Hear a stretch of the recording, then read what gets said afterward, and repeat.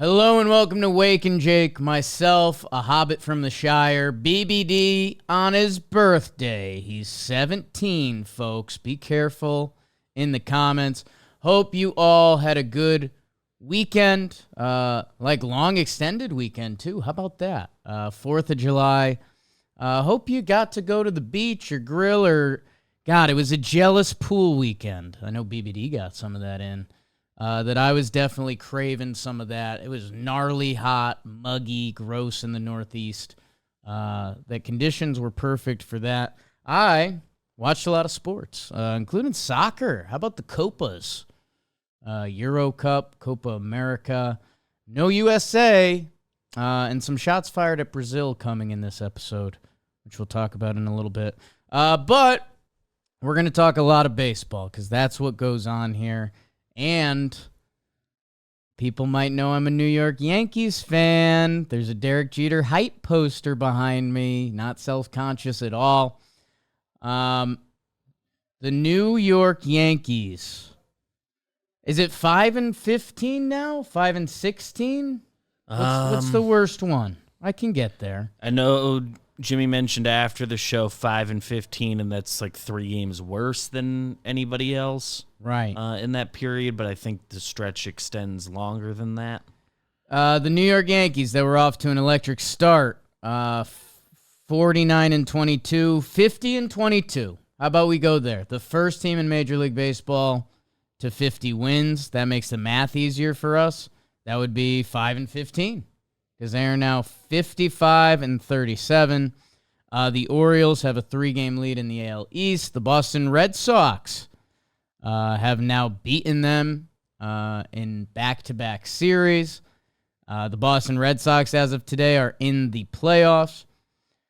And I want to dive into the reality or try to find some truths and some fandoms in the Yankees' swoon, because this is now 3 straight years. 3 straight years. The Yankees last year, it does line up with Judge getting hurt, who he has been incredible this year.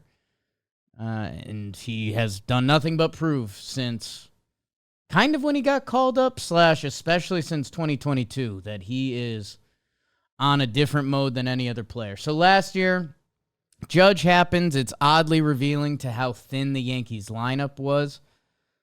What was it? I guess in 22 was when we first found out how thin the Yankees lineup was. That's when they traded Monty for Harrison Bader, right? Mm-hmm.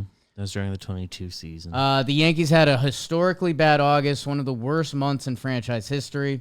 And it was kind of like, damn, like DJ got hurt. Matt Carpenter, who had been amazing for the Yankees, and if you did numbers in his minimum games played, he was one of the best hitters in baseball, which was insane. That the Yankees hitting just entirely collapsed. I think that was sad Gleyber Torres after he thought he was traded, that I think he had a historically bad August. The Yankees shortstop conversation was up in the air that whole time. They traded for Andrew Benintendi. He got hurt. That the Yankees, it was what it was. Like, it felt like a good case study on, man, how quickly injuries and just how a season can change on a dime in baseball. That last year, the Arizona Diamondbacks hit the playoffs. They are running. Their lineup feels deep. Brandon Pfaadt is giving incredible pitching performances. That they were the example last year of like, hey, make the dance, play some good ball, let's see what happens. They took down the Dodgers that had owned them for that regular season / the past decade. That the 22 Yankees, it very much felt like, wow, boy, did the injury bug roll in. This is tough. The lineup fell apart. That's life. Frank Sinatra, what they should play when they lose. That's for another time. 2023, last season, I mentioned Judge gets hurt. We have a live party during that game, and it felt innocent at the time. Judge's toe goes into the wall. The big fella's out. The season falls apart. The lineup always felt thin. It was the question mark coming into the season. We were laughing. I think we have a newspaper in our office that was like, who's going to be in the Yankees lineup? Which often is not a question. It's a little spoiled Yankees fan. You usually can go around the diamond pretty good. Usually there's one or two positions that's like, yeah, well, you know, they'll see if they figure it out. And if they don't, it's like a known, they're going to trade for somebody big at the deadline. Right. Who's coming to the Yanks? Who's the best one? They'll trade for that. They got to the deadline. They were so Kate Middleton that they did nothing, which led to one of my favorite phrases in the company's history, Joe's McFly saying, doing nothing is crazy, because it was. You either needed to help this crew or you needed to sell on it. And then they like soft sell. They DFA'd Bader. They DFA'd Josh Donaldson. Don't get me started on that. Go check out his wedding content. That last year it was just like, damn, this Yankees lineup is thin. It felt like they misplayed the corner outfield market that we talked about for a while. Felt like they got a slice of humble pie just between some stuff in their analytics department and the Yankees kind of just always expecting to make the playoffs. But I don't know. There was this looming cloud of the New York Yankees with Aaron Judge's new massive contract. Garrett Cole wins the Cy Young, his massive contract. That it was like, okay, so we kind of have two historic Yankees right now. The Yankees franchise, whenever we do their pitching stuff, it gets pretty shocking pretty quick. The Garrett Cole, you know, he is going to be on the pantheon of all-time Yankee pitchers. Good for you, Garrett.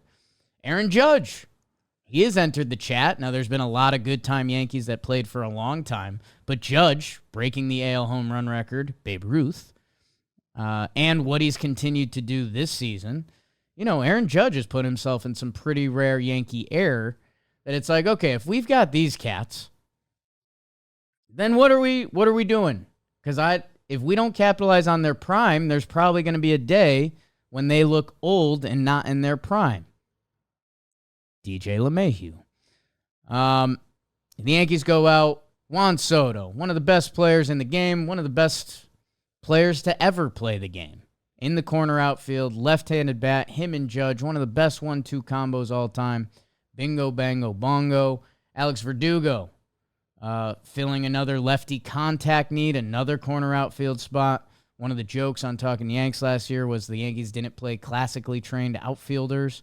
Willie Calhoun, Jake Bowers. We were throwing bodies out there. So they address those two needs. Anthony Rizzo was part of the collapse last year that I forgot to mention. He was balling out, gets a concussion, played two of the worst months of baseball that any player played, that he got put in timeout for the year. Okay, he's coming back this year. Maybe we can bank on some Riz. Stanton, let's find out. He got broken. Was that last year that he was? What was the LA All-Star game? That 22. Was 22. Okay, so that goes back. Good first half, then whatever. So there's hope in Yankee land. Carlos Rodon can't possibly be as bad as he was. Don't forget that part of the story. That was a massive contract. That was part of the pairing with him and Judge, and was part of the Yankees' all-time no-good, very bad season. Nestor's Magna. It's like, okay, they signed Marcus Stroman. There's got to be a few things that are going to click with this team, and boy, they did. What did I just say? 50-22, first team to 50 wins. Jamalama Ding Dong, Jimmy O'Brien, John Boy on Wiki. No poker face. Not a card playing cat. That he was putting it out in episodes. He's like, I believe in this Yankees team more than I have in any team during Talkin Yanks history. So what's that mean? 2017 upstart punchy Yankees team felt like a hell of a amusement park ride. There were championship hopes, but it never. I don't know. It was house everything money. Goes right. It was sure. House money. We're playing roulette. We'd won a bunch of bets. If something cool happens, either way, like we're walking away from the table. We started with $200. We've got $3,000 in our pocket and we're playing with 1,000 out there that if we lose it, we lose it. We don't care. You come to find out Houston was cheating. You didn't love that in hindsight, but whatever. Fun ride. 2018, it was a Sox year. It's tough to admit. Yeah. I would have liked to see that Gary Sanchez ball go out and play a Game 5. Whatever. Congrats, Sox. We'll get to you later, Craig Kimbrell. 2019 was real hopes and dreams and a good team. So I don't know. Just pocket that. It's like 2017, 2019. The start of 22, the lads were off to a great start, and something about it felt special between Judge and Rizzo. Judge, Rizzo were good. I mean, DJ until the foot in August was having he was getting maybe on, even his best year. Getting on and getting over. That there was real belief in that time, and that's where I kept checking myself because I'm a sports fan and a baseball guy and a big Yankees fan, that if the Yankees are good, I'm going to be World Series. That's what we need to do. Even though they haven't been in 15 years, 1-5. We're going to have kids born getting through high school that haven't seen the Yankees in the World Series. Which that's nuts. The New York Yankees this year, the starting pitching was clicking. And we'll talk about that a little bit. The bullpen never felt right. Clay Holmes deserves respect as a very good major league reliever. There's some closer conversations that maybe I'll get to in a minute. Behind that, it was kind of sketch. Luke Weaver's been great, but first year as a bullpen guy. And then after that, it was a lot of bodies, and I think the bodies that Yankee fans expected to contribute were not, so that felt weird. Caleb Ferguson, Victor Gonzalez, a couple of these guys they brought in, it was just like, okay, I kind of thought you were going to be the guys, and they weren't. Even if you were, like, pessimistic on the group, we all figured, like, and one of these dudes will click, because that's what the Yankees have done in the bullpen. Yeah, and the Yankees, if they have one thing their organization deserves credit for, it's what they've done in the bullpen. So we let it ride, and that's the easiest thing to add at the deadline too. So that's always available. Kind of no pressure there. Lies got hurt first week. Yeah, Johnny Loizaga. Wow. The lineup. Go round the horn. Rizzo, you feel like it's got to be some version of better. And he gave us a week, 2 weeks, I want to say end of April, that kind of looked promising. And it was like, okay, if we know you have this in the bag, we don't have to rely on Anthony Rizzo. So you feel like you're going to get a pro MLB at bat. He's not going to chase pitches. You can just be like steady. We got a catching platoon. We got a lefty and a righty. Trevi, all defensive guy, mashes lefties at a really high rate. Austin Wells, let's see what the kid's got. We like the at-bats, sure. Gleyber Torres, contract year, one of the best players on the team the previous year, most consistent, I would say. Volpe, it's only up, right? Guy had a kind of a tough rookie season in hindsight. He showed the smattering of the talent, and I don't like to say smattering. DJ's coming back. Let's find out, right?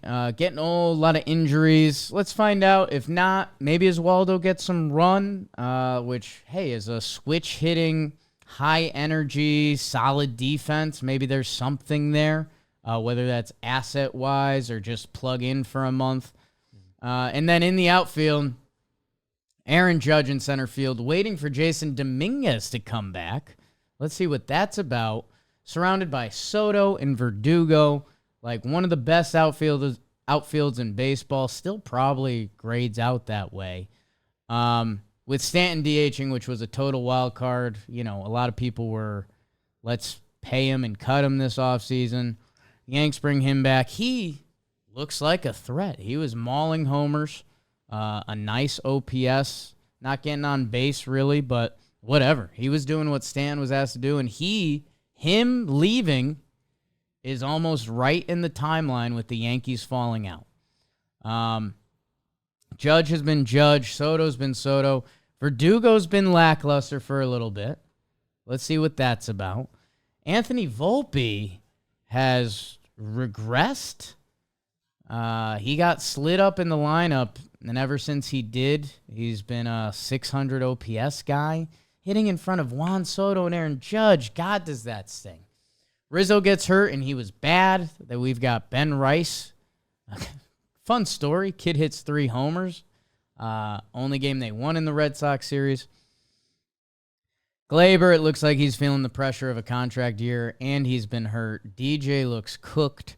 The catchers come and go. Like, they've been okay besides the running fiasco that Boston did to them 2 Sundays ago or whatever it was. Yeah. It feels like there's always been one of them kind of going, and like you look at the numbers, and it's like they're good, but because they split time and have never both been going, it hasn't felt like that. Yeah, and they I don't know, they don't have carry the offense energy either way, even if they're going well from like the 8th hole and whatever. They haven't been a problem. I think if everything else is happening, homers or whatever, but they're the starting fine. Pitching regressed to the worst starting pitching the past 3 weeks. And this might shock you okay, so let's get back to logic and crazy fandom. The Yankees are in the wild card. They're the number 1 wild card team currently. They are equidistant from the Minnesota Twins in the wild card to the Baltimore Orioles ahead of them. So that's new. Starting pitching, I'm cool with. And I think if you went around the American League starting pitching, of the current playoff teams, Yankees have an argument for the top spot still. Like, let's see where Cole's at. Luis Gil with the bounce-back start is huge, and where's he going to be at the end of the year? Rodon had a bounce-back start. The Yankees' rotation can figure it out. Like, Marcus Stroman has ebbs and flows, but he is a quality MLB starting pitcher. We'll see if Clark returns. Nestor at home has been fantastic this year. Nestor on the road has not been, but cosmically, like overall view of the rotation, we're okay. Can they go toe-to-toe with Baltimore? Bad lately, but sure. I mean, they've got Burns at the top, and they have guys always figuring it out in the past couple years. But sure, we can go toe-to-toe with them. I think Seattle, you would give them the nod just because it feels like they have 4 guys who are the same option almost. That Seattle has that, but Yankees can go toe-to-toe with anyone starting pitching in the AL playoff picture. Hitting-wise, and this is where, again, let's see where we get stacked up. Baltimore, I think they're probably the guy right now. Cleveland has kept up, and if you're looking for star power or quality talent, like Steven Kwan has been unbelievable this year. Jose Ramirez is year in and year out one of the best players. Josh Naylor has become a consistent threat. And they've just gotten young contributions up and down the lineup that feels like year to year with them, that last year was a bad thing. You're looking at these young guys in the lineup, and you're like, oh, what's going to happen there? This year looks like the opposite. David Fry is an all-star. They called up some kid who's now hitting 2-hole for them. What's his name? I don't even remember. Angel Martinez. Sure. 6 games in is 1 dotting. Let's find out, fella. Cleveland Guardians lineup-wise are currently heads and shoulder above the Yankees. The Minnesota Twins are currently head and shoulder above the Yankees. Buxton has gone off, King. Correa has gone nuts. He just got hit in the hand. We'll see what the update is there. Jose Miranda, reading him the Miranda rights, making history. And then their lefties have just been like league average, which, again, the Yankees would. If the Yankees had league average surrounding Juan Soto and Aaron Judge, they'd be an A lineup, but they just have not had that. That the Twins lineup currently puts them under the table. The Red Sox lineup is currently putting them under the table. Duran's awesome.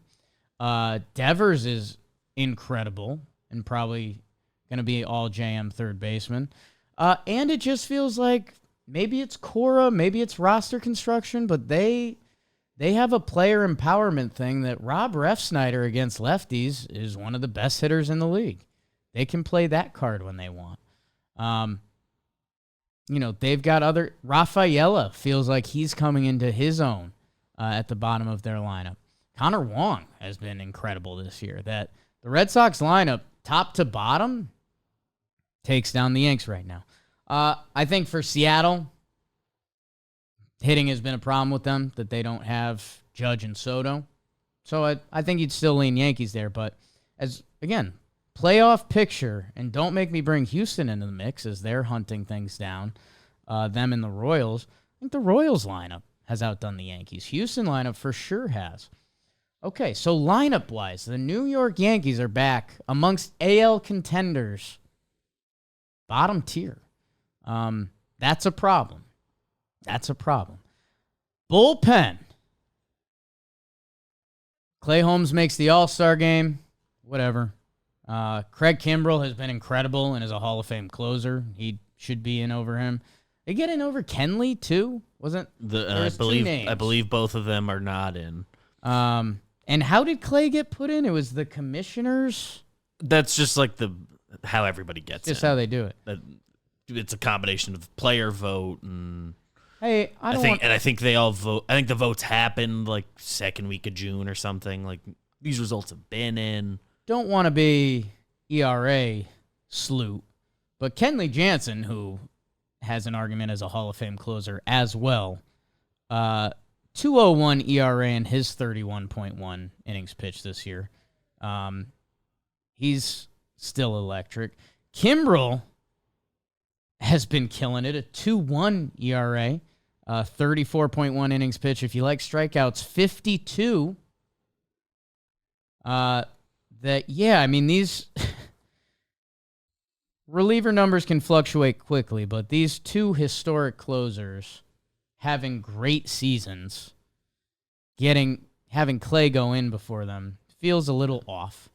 Like every year with the All-Star stuff, like ultimately everybody you want in is going to get in there eventually. The injury replacements, the guys that are going to just not be available for the game, so pitchers get in. Sure. But you would think those guys just had the sex appeal over Clay, just starting point. You would have thought it would be an uphill battle for Clay, who statistically had a very, very good half. But yeah, and Clay is a whole nother argument. It's just mental hurdles for Yankee fans. We got lost in his entry, his come-out song, because it's just not closer caliber. I think if you went around the league right now, or staying in the AL, again, let's go to the World Series, Yankees, for the first time in 15 years. Kimbrell, Keegan Eichen as kind of the lefty, although the ERA's not great right now, but the other stats are 3.83, so it's not killing them. Yenier Cano and Jacob Webb has been great for them. I think I'd take the Orioles bullpen over the Yankees bullpen right now. Seattle, they got my guy Senor Smoke back there, and they've been a bullpen factory themselves, that I think you'd take Seattle's bullpen over there. Minnesota, Duran on the back end. They've had a little bit of bullpen success recently. Go check out your boy Griffin Jacks twirling it back there. I think you take Minnesota's bullpen, whether you're just leaning into the guy on the back end and the other bodies back there. I think you take them. The Boston Red Sox, man, their bullpen is looking sharp. We talked about Kenley at the end of the game. Justin Slayton has been really good for them this year. I don't know. I'm not all in chips on the table with him yet. Chris Martin got hurt again. When he is out there, you like him. Their whole pitching staff has surprised us this year. I would be very interested to get neutral baseball fans' opinion. Whose bullpen would you rather have? Yankees or Red Sox? I think recently it's been Red Sox, but I'll leave it open to conversation. And then who else do I got? So Red Sox. Oh, Guardians. They've had the best bullpen in baseball pretty much. You want the dude on the back end? They got that. And they've got other guys who are just shoving this year. So, okay, so of playoff teams currently in the AL, Yankees would have one of, if not the worst bullpen. So you've got probably the second worst lineup as of right now. Like we're starting it up today. You've got the second worst bullpen. Let's say you want to put one of the teams below them as of right now. Starting pitching is still there, but I think trying to do the logical Yankee thing right now, if they don't, what's April mean right now? What does May mean? It's July 8th. So those wins in the bank that you've been celebrating, what do they mean right now? It means there's probably more in the tank.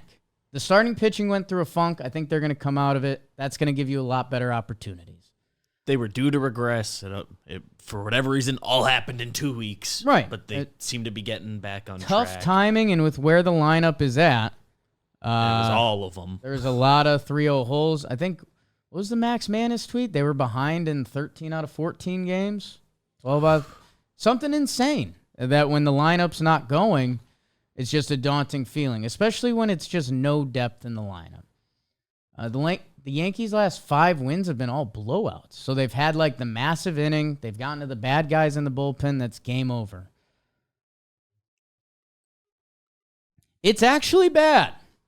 Like if you're an outside looking inner and you're like, okay, Yankee fans, you're 55-37. The sky's not really falling. Whatever. You're being dramatic. It is. And it is going to be a big trade deadline for the Yankees, and I don't know what big pieces out there. I don't know which ammo they're willing to cash in amongst their prospects. The Yankees, when's the last big prospect they traded? Like, I'm who trying are the to last recall big the big trades they've done in general. Volpe, Dominguez. I think Spencer Jones is now like the big prospect. Yeah. I'm trying to think before that. I mean, it was like the baby Bombers, which they kept all of them, right?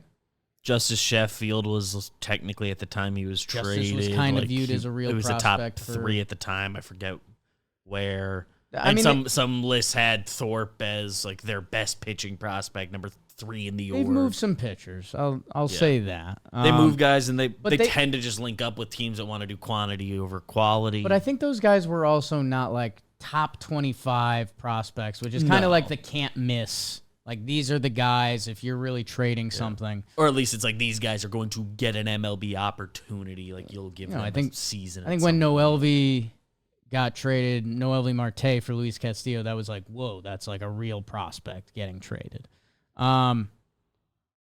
I don't know. They need lineup depth. They need bullpen depth. Bullpen depth can happen. They have some veterans rehabbing. Scott Efros. You might see Lou Trevino at some point this year. Like Nick Birdie. Where am I supposed to be on that? Bullpen can be figured out. The Yankees need to trade for some lineup, and it'll be interesting to see who's on the table. Obviously, Ryan McMahon has been thrown out a lot. He's an all-star this year, and supposedly the Rockies just love him. And I've done this on here before, but his contract can either look like great value or scary, depending where your team is at financially and where you think Ryan McMahon is at. There's not much you can do in the outfield. You can wait for Dominguez to come back, but you're going to ride out Judge Soto Doogie with Dominguez. Like, that's cool, but right now, we were a week ago saying the whole infield is now a question mark. Volpe's been bad for a minute. He's 22. He's shown potential. If he had just been in the 9-hole this whole time, we wouldn't be talking about it. So that's a little on the Yankees, who the whole thing about Volpe is them trying to not make it a thing. You made it a thing. Like, his numbers have not been good at the major league level. Especially at the top of the lineup. The catchers, we're not sure if they're going to hit, and we don't know if they can play defense. It's kind of a tough combo. Yeah. They haven't been a problem. One stolen base week was tough, but if that kills you in a playoff series, my God, the egg that's going to be on everyone's face. And boy, can that kill you in a playoff series, by the way. But check out my snakes. First base, we've got a kid from Dartmouth who's got all the joy and hope in the world, and maybe that's going to be part of the story of this season. That would be sick. and he's looked the part, so no shots fired there. So far, so good. If there's enough holes to fill, that like if that's their answer there. Anthony Rizzo has not looked the part, and he's one of the most respected veterans in baseball, so how do you handle that? DJ LeMahieu, LOL, same, across the way at third or at first. And Gleyber Torres, if he's not hitting at a high level, he's not a good player. If Gleyber Torres is hitting at league average, he's a negative player. He plays bad defense, and he can't run at second base. So you got a second-year shortstop who hasn't been able to put it together at the major league level. You got a contract year, now injured second baseman that if he's not hitting at a high level, a year where hitting is down across baseball, he's kind of not a contributing player. And you got two olds on the bookends and a rookie that we've seen a week of. You got to retool a chunk of it. I know this is where sometimes Yankee fans get greedy and we want everything. I understand you can't do everything. Like the shortstop is going to be what it is. Like Anthony Volpe, you just need to play better, dog. Go have a Bobby Witt second half. He can. Like he has talent. Bottom half of the lineup, he doesn't have to hit that much better for us to be like fine with where he's at. A contributor, yeah. Like he's not far off. 700 OPS, and he can be helpful, but he hasn't been that for 2 months. He's playing fine defense. The catchers, I think they're in too deep, and I don't think you're going to be able to get the asset that really makes you feel different on it. I know Jimmy dreams of Logan O'Hoppe, local boy. I don't know what the Halos... It's like the only thing they've got. You'd have to trade a massive prospect package. The Yankees aren't going to do that. They don't do that. Either way, it's an off-season question. So then second base, third base, and first base. We got struggling veterans. Are you willing to move off them in any way, shape, or form? And who can you bring in? And how many can you bring in? It's going to be an interesting final stretch for the Yankees as they play Tampa in the Trop, although it looks like Tampa just got the business this weekend. They're back under 500. Please. And then you finish with the Orioles, who are playing a great brand of baseball, and they have zero fear of the Yankees. The entire AL East that the Yankees are under 500 against. Nobody fears them. Boston gets excited to play the Yankees. You can see it on the players' faces. They're like, we're about to take you to hell because we can run, because we have like a team we believe in. I don't know. It's going to be interesting. If this Yankee skid continues, let's daydream in a bad way. Let's say this continues to the break. Jimmy last night talking Yanks. I said Rays and Orioles. He says we're going to be lucky if we win 2 games. Kind of agree. Let's say that happens or worse. Man, all-star weekend. A lot of media. Things are going to get pretty loud and rowdy. Again, the Yankees do have a lot of wins in the bank that even if that continues, they're still going to be, firmly in the wild card picture with a decent all-star break record, kind of. Although we're starting to get to no, I mean, they would still be, let's say they go 1-5 into the break. They're 56-42. Like, that's what you're well that's above a pretty decent 500. MLB record. Like, it is what it is.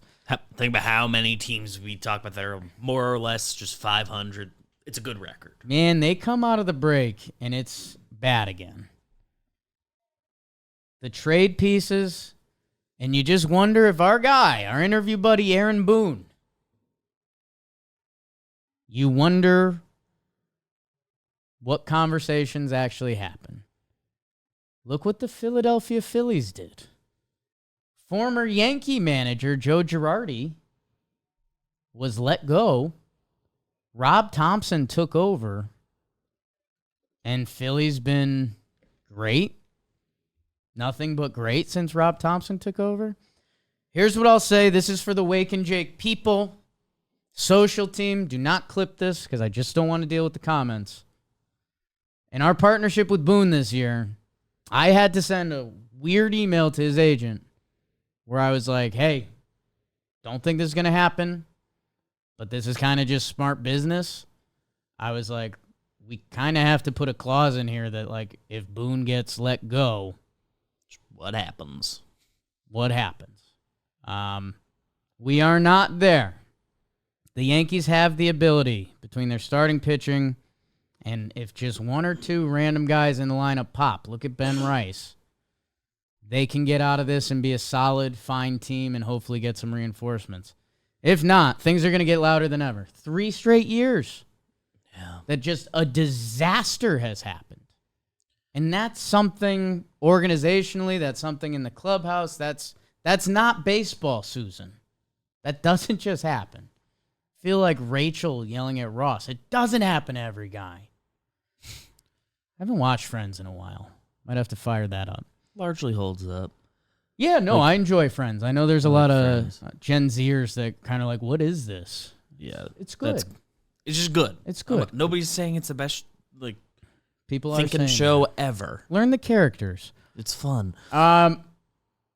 I was having some thoughts last night about the manager situation, and I've been going back and forth. Like, all right, if I wasn't like in it as a Yankee, like a team in an identical situation that I don't care about was in this spot, and if I like woke up tomorrow and it was like they've decided to let him go, would I be surprised? I think I still would. It was a great start, but that's at the end of the season. No, I think that's at the end of the season. No, like think, if it was, but I still think you're getting polluted too much by knowing the Yankees that they take pride in not firing a manager. What's their stat? We haven't fired a manager since '93 or something. Yeah, that's true. They just let contracts expire, so and they think that's the bigger route. So I don't know. What else was I gonna say? I forget if it was Yankee related or baseball. Oh, another social. Please don't clip. Maybe a new segment. Socials don't clip this segment. And I don't live in fear of our social clips. I want everyone to know that, but sometimes there's just stuff you don't want to deal with. If you took a poll, know how the GM poll comes out?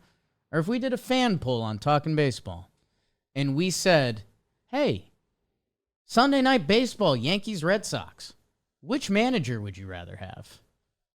How's that poll come back?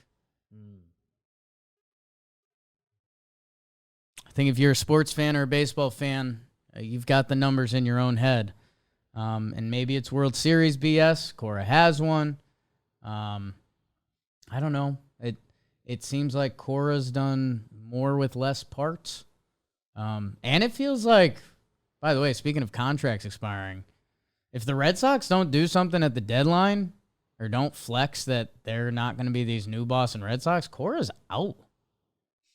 He's like telling us all. If you guys aren't going to act like how you should as a Boston Red Sox, I don't have to be here for this. I can go get that Craig Counsell bag. Not working for the Cubbies. God, he goes to Houston. So that was oh my God, that was a 38-minute Yankee rant of sort. Hope you guys like that. I can do some quick MLB around the horn. All-star teams got announced. Oh, your guy made it. Your guy got snubbed.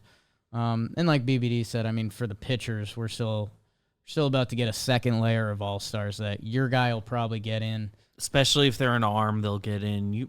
Most of the hitters that are supposed to be there get in. Yeah. The hitting stays with an injury or two. Oh. A lot of burps into the mic right there. Wow. That's for the YouTube and the mics. Let's see. My Snakes are back to 500. Just need a little more out of them, although they're going to believe all year and could have been an 8-game win streak if Paul Sewald didn't blow both series openers to L.A. and San Diego. That's fun. Let's see. Brew Crew lose. They don't care. Will Smith, man, I don't know. Throwback bro of the night. It's become a joke on all JM that this cat just can't. He's been the second best NL catcher for 40 months now. That's a lot of months. 30 months. And I don't know if this is a Jerry Harrison senior thing. Is he senior now? Someone let me know.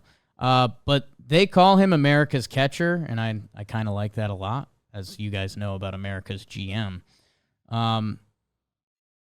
He had a 3-homer day. His numbers are crazy. 845 OPS, a 138 OPS plus, and a fantastic defensive catcher. Maybe that's a Yankee exercise I'll do at some point. Just position by position amongst the playoff teams. Where do the Yankees rank? Again, those dark thoughts are creeping in. Ranger Suarez has been getting knocked around lately. Interested to see what that's about. Is it over? Is he tired? It's kind of the pitching question for every pitcher nowadays. I mentioned Jose Miranda on the way through. Was it 11 straight hit? 12 straight hits?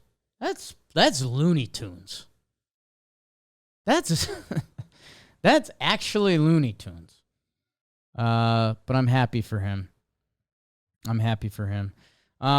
We did things kind of reverse today. We normally do Talkin Baseball, then Wake and Jake. We're going to do Talkin Baseball after this. Excited to yuck ball with my guy Trev coming back from vacation. Rangers swept the Rays. Can they get it going? I don't think so.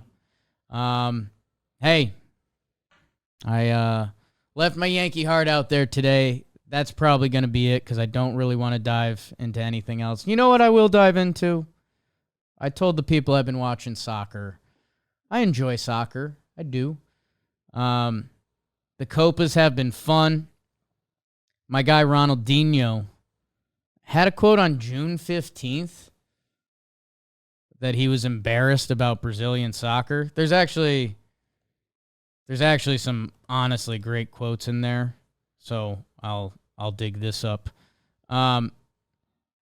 Let's see. He said he wasn't going to watch that he's sad. It's a sad moment for Brazilian football. It's the worst team in recent years. No respectable players.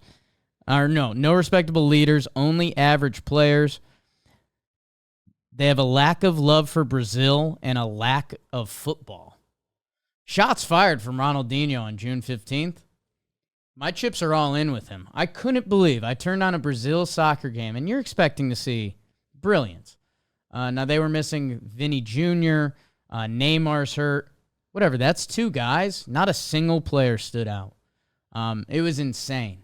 It was insane and kind of sad. So, Team Ronaldinho, for those keeping track at home. I'm pretty mad at U.S. Soccer with the Greg Berhalter stuff. And, I don't know, I was going up and down their lineup and lining them up with like the 2010 U.S. Soccer team. 2010 would roll them. Everyone's talking about golden generation. Not soccer guy chiming in. Shots fired at U.S. He's running hot today.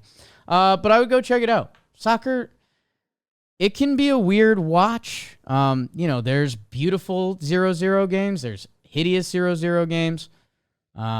You kind of don't know what you're going to walk into. The Euro Cup games have been a lot of fun. Fun watching the Swiss play. All right, I think you guys are done hearing me talk about it. Go enjoy the rest of this week. We'll be back Wednesday. There's going to be some foolish at some point. I don't know if it's Wednesday or pre-record. Either way, Beebs, can you tell them about our good friend Daniel? Wake and Jake is a production of Dan Patrick Productions, John Boy Media, and Workhouse Media. Cambio.